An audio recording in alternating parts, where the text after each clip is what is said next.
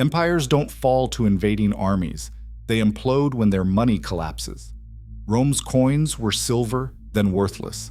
Spain's treasure drove it bankrupt. Britain's pound ruled the world, then triggered a desperate IMF bailout. Right now, America's dollar is bleeding trust, global reserves are slipping, and inflation is surging. The pattern that killed every empire has unmistakably begun. So why do most people still believe collapse could never happen here? To understand what comes next, we have to unpack how this cycle works. Money is more than paper or metal. It's a promise. Every coin or bill in history has depended on one thing above all: trust. People accept it because they believe someone else will take it tomorrow. But that trust is not built on faith alone. For most of history, money was anchored to something real: gold, silver, or another scarce asset. That backing gave each coin or note a weight you could measure, a value you could count on. The word convertibility means you could take your money to a bank or treasury and swap it on demand for a fixed amount of gold or silver. If the promise held, confidence grew. If the promise was broken, confidence vanished. When a government guaranteed that a paper note could be exchanged for a set amount of gold, people believed in its worth. If a silver coin was truly silver, merchants would accept it across borders. But if rulers started to mix in cheaper metals or print more notes than they could back, suspicion spread. The scarcity of the backing asset, how much gold or silver actually existed to support the money, was the invisible foundation holding the whole system together. Once that foundation cracked, the promise of money became just words, and trust quickly evaporated. This basic relationship, trust, backing, and convertibility, has shaped the rise and fall of every currency and every empire that depended on it. When a government spends more than it collects, the gap has to be filled. Sometimes it borrows. But when borrowing is not enough or becomes too expensive, the next step is to create new money.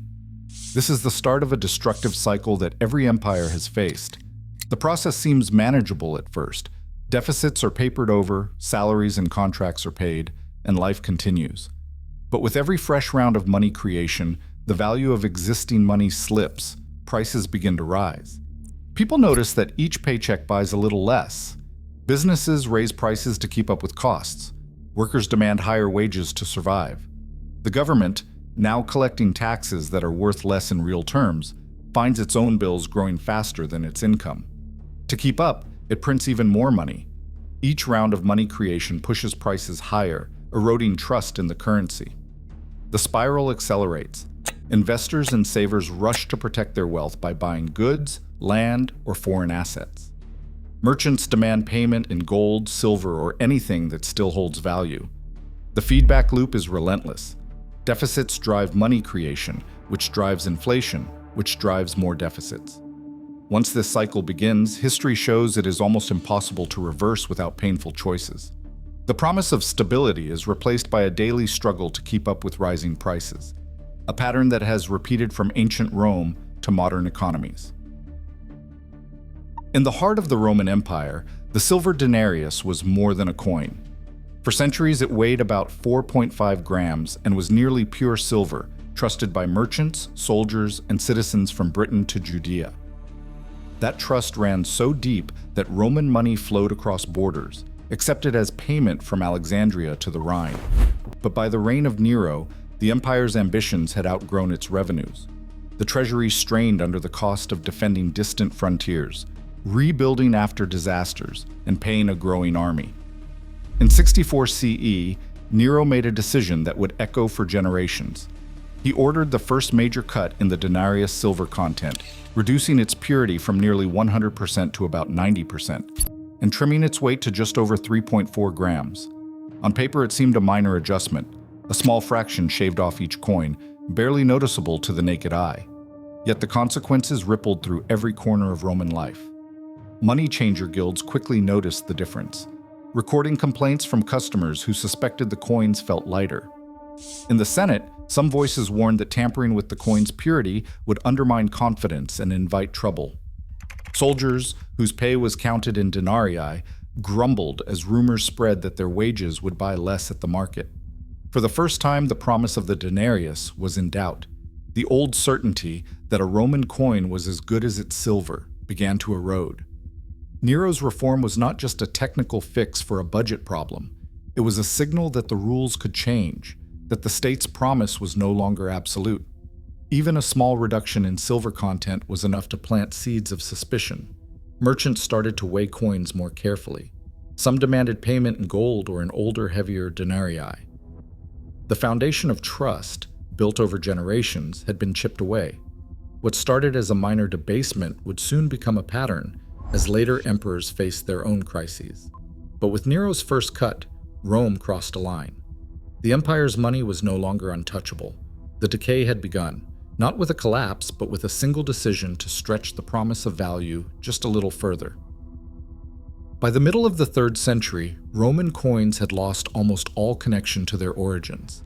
The denarius, once nearly pure silver, now carried less than 5% silver. What remained was a thin shell of silver over a heart of cheap base metal. The Antoninianus, a newer coin meant to be worth twice as much, was little more than copper with a silvery wash that wore off in a few months of use. Markets adjusted with brutal speed. The price of wheat soared tenfold in a single generation. Urban workers watched their wages climb in number, but each coin bought less and less. Soldiers paid in this debased money found themselves unable to afford basic goods. Letters from legionaries stationed on the Rhine and in Egypt pleaded for back pay in gold or for supplies instead of coins that merchants now refused. In some towns, farmers and craftsmen simply stopped accepting imperial currency. Barter returned, and gold coins from earlier eras circulated in secret.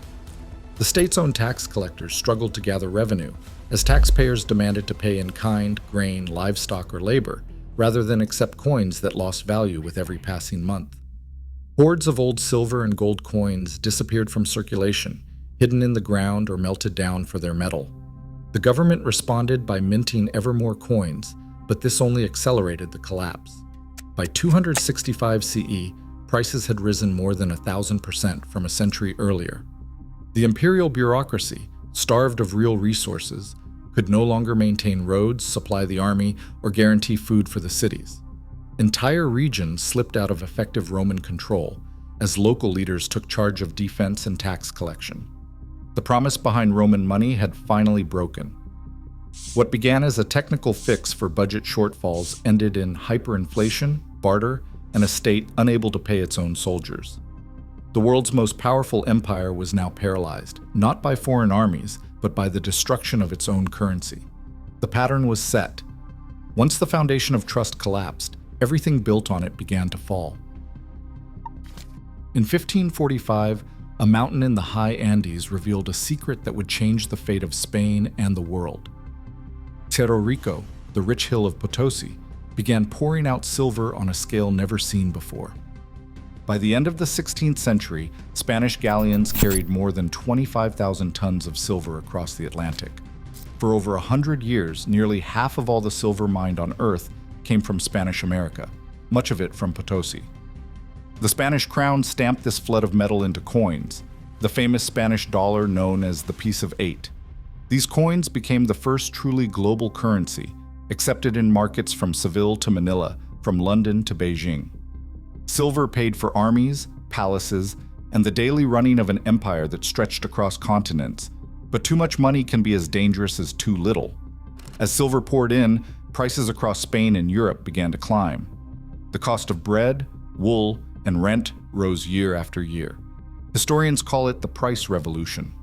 Between 1500 and 1650, the cost of living in Spain increased 3 to 6-fold. Wages struggled to keep up. Ordinary Spaniards watched as their savings lost value, and merchants demanded more coins for the same goods. The crown itself, awash with bullion, found that each shipment bought less than before. Silver was supposed to be a source of strength, but it was fueling an inflationary spiral that no one could control. The riches of Potosi made Spain the envy of Europe, but they also sowed the seeds of instability. The empire's money supply exploded, but real wealth, productive farms, skilled craftsmen, and thriving industry did not keep pace. The Spanish dollar was everywhere, but trust in its lasting value began to slip.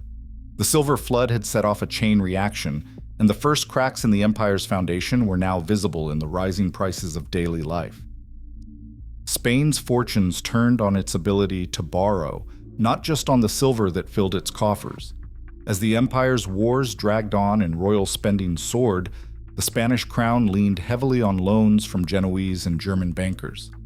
These financiers advanced vast sums to keep armies in the field and fleets at sea, confident that the next treasure fleet would repay every debt. But as the cost of war mounted and inflation ate away at each shipment's value, trust began to waver. Interest rates crept higher. Lenders demanded more security, sometimes insisting on royal lands or future tax revenues as collateral. In 1557, with bills unpaid and no relief in sight, Philip II halted payments on his debts. The shock rippled through Europe's financial centers. Genoese and Fugger families scrambled to salvage what they could, some ruined overnight, others bargaining for royal favors in exchange for defaulted bonds. The Spanish government restructured its obligations, forcing creditors to accept new terms or discounted state bonds known as juros. But the cycle did not end there. Spain defaulted again in 1575 and once more in 1596.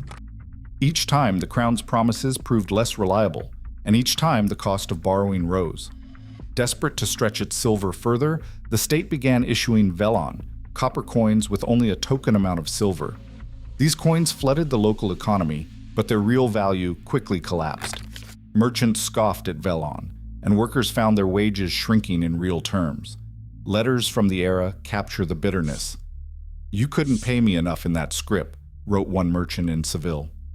As confidence drained away, Spain's ability to fund its ambitions evaporated. The empire's creditors grew wary, demanding higher returns or refusing to lend at all. The Spanish dollar, once the world's most trusted coin, now shared the stage with debased copper and mounting skepticism. By the early 1600s, Spain was locked in decline, its silver riches unable to buy back the trust it had squandered. In the aftermath of World War I, Britain's financial might looked unshakable on paper, but its foundations were deeply strained. The war left the country with a staggering national debt, soaring from £700 million to over £7 billion in just a few years. Gold convertibility, the anchor of the pound sterling, had been suspended during the conflict. By the 1920s, a fierce debate raged in London's corridors of power.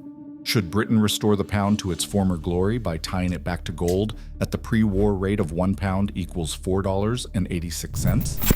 Winston Churchill, serving as Chancellor of the Exchequer, took center stage. Backed by the Bank of England and city financiers, he pushed to return sterling to its old gold parity. To Churchill and his allies, this was a matter of national honor and global credibility. But not everyone agreed. John Maynard Keynes, the country's most influential economist, called the plan the economic equivalent of putting lead boots on a runner. Keynes warned that the pound was now overvalued by as much as 10 to 15%. Returning to gold at the old rate, he argued, would make British exports too expensive and choke off recovery before it could begin. Despite these warnings, Churchill announced the return to gold in April 1925. The consequences were immediate and severe. British exports, the lifeblood of its industrial economy, fell from £1,164 million in 1924 to £1,089 million in 1925, a drop of about 6.5% in just 1 year. Export industries, especially coal, textiles, and shipbuilding, struggled to compete in world markets. Unemployment surged, and the pain was felt most in working-class communities already battered by wartime losses. Keynes's words proved prophetic. He said the return to gold at the pre-war parity had thrown the whole of our export industries into a kind of pernicious paralysis, and that the economic consequences of Mr. Churchill were already a disaster.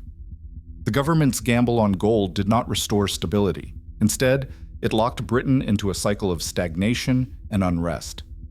By 1926, labor tensions erupted into the general strike, and the export slump dragged on for years.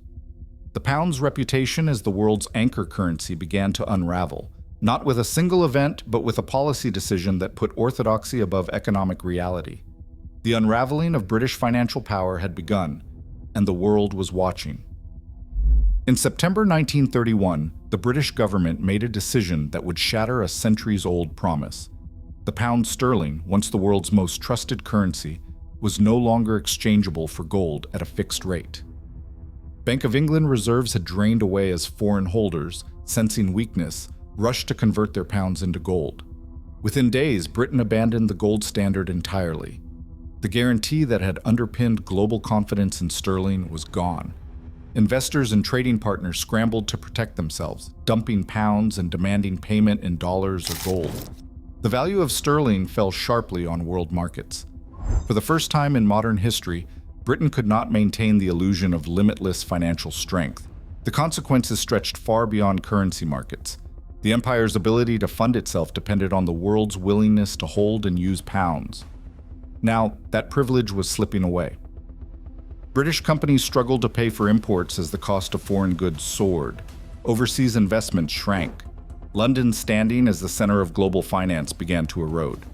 The loss of convertibility was more than a technical event. It was a public admission that the empire's debts and promises had outgrown its real resources. World War II finished what the financial crisis had started. Britain's government borrowed on a scale never seen before, fighting for survival against Nazi Germany. By 1946, the country's public debt had reached nearly 270% of its entire annual economic output. The state owed more than 2.5 times what the whole nation produced in a year. To keep the machinery of war and empire running, Britain relied on massive loans from the United States and Canada.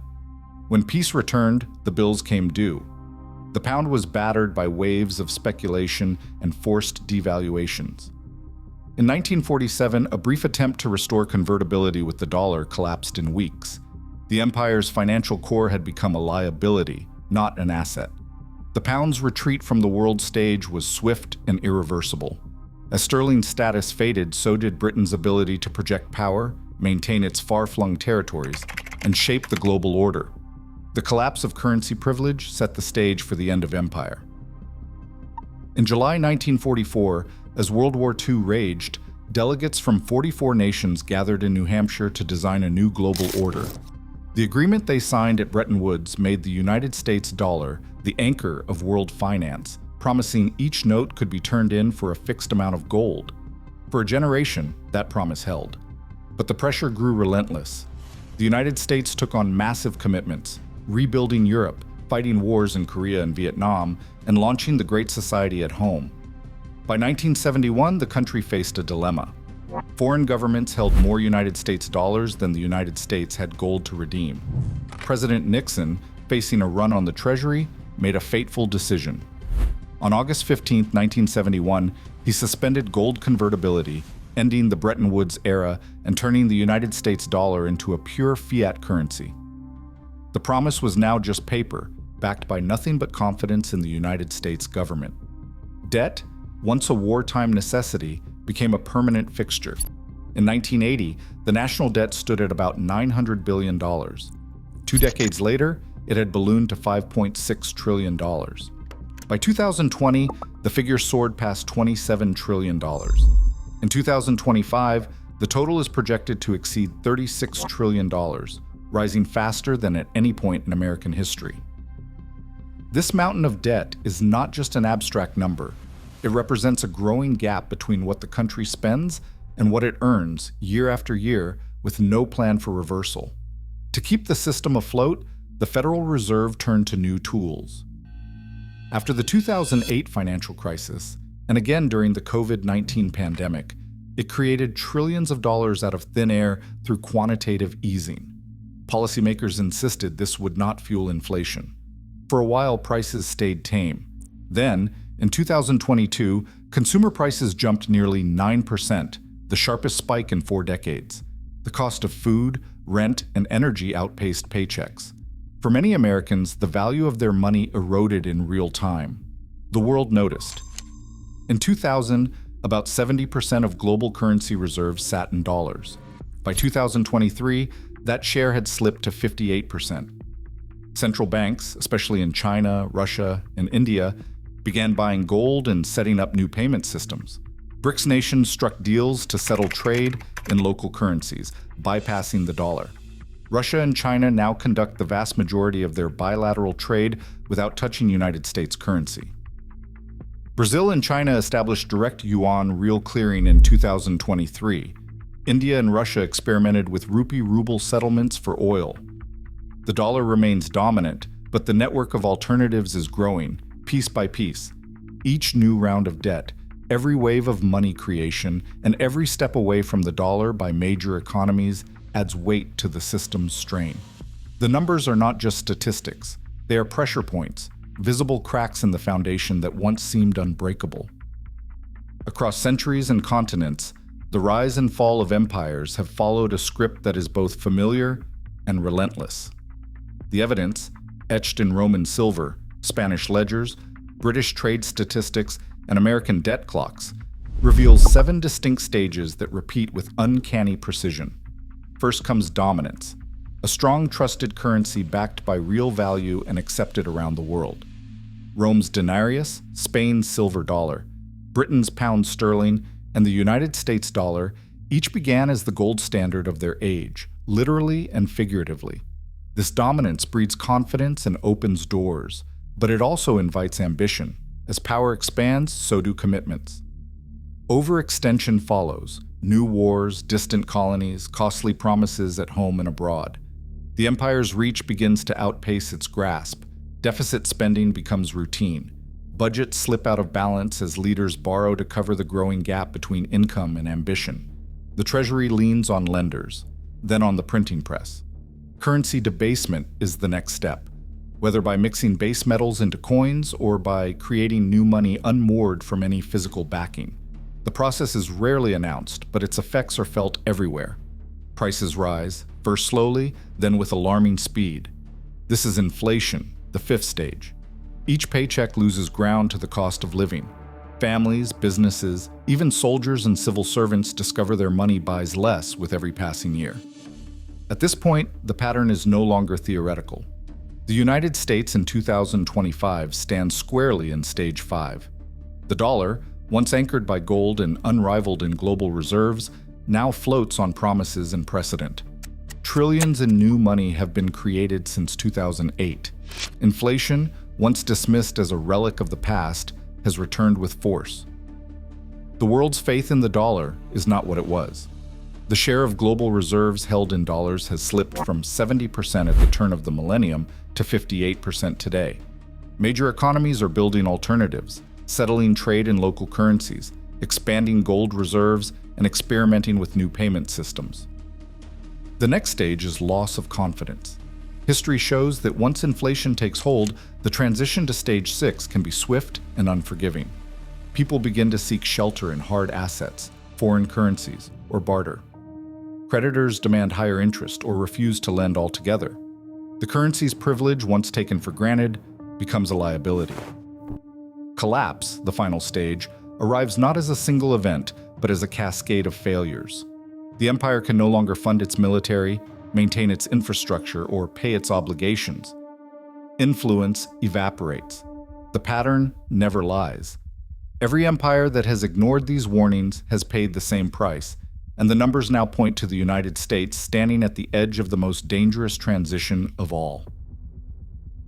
History's pattern never offers certainty, but it does offer a menu of outcomes.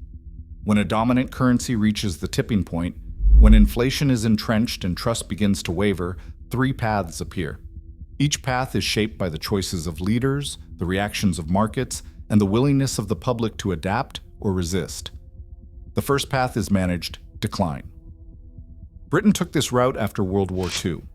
The pound lost its world reserve role, was devalued more than once, and inflation drained away much of its value. Yet the country avoided outright collapse. Through painful but controlled steps, including currency controls, international loans, and gradual acceptance of a lesser role, Britain found stability as a second-tier power. The nation still functioned, but its influence shrank and living standards lagged. For Britain, the cost was decades of slow adjustment, lost industries, a diminished global voice, and a public that had to accept less from its money and its government. The second path is disorder. Rome's end offers the starkest example. When its money failed, decline was not gentle. Hyperinflation made coins worthless, trade broke down, and the state could no longer pay its soldiers or maintain its borders. Local leaders took over, barter replaced currency, and the empire fractured into pieces. The collapse came as a series of cascading failures, each one making recovery harder. In this scenario, the loss of trust is sudden and total. Government promises become meaningless, daily life is shaped by scarcity and improvisation, and recovery, when it comes, is measured in generations, not years. A third possibility is reset. Sometimes, when the old system fails, a new one is built in its place. The rules are rewritten with a new currency, a different anchor, or a shift to digital or commodity-based money. This reset can be forced by crisis or managed by design. In the past, new monetary orders have sometimes restored trust, but only after a period of confusion and hardship. Today, proposals range from a return to gold to a basket of global currencies, to experiments with digital settlement systems, or to a reserve unit led by BRICS. Each carries risks and uncertainties, but all share a common goal: to restore the promise that money will hold its value and be accepted by all. Which path the United States will follow depends on choices not yet made. Policy decisions, market signals, and the willingness to confront hard truths will shape the outcome. The pattern suggests that delay and denial make the landing harder, while early recognition and adaptation offer a chance, however slim, at a softer landing. The stakes are not just economic, but social and political. The future of America's money will determine the shape of its power, the security of its citizens, and the lessons it leaves for those who come next. Today, over $36 trillion in United States debt and shrinking global dollar reserves signal more than just economic turbulence. They mark a turning point echoed across centuries. As confidence erodes, history shows that empires don't get second chances. The laws of monetary trust hold no matter the flag. What's at stake isn't just currency, it's the foundation of national power. The math doesn't care about myths. Only choices made now decide what endures.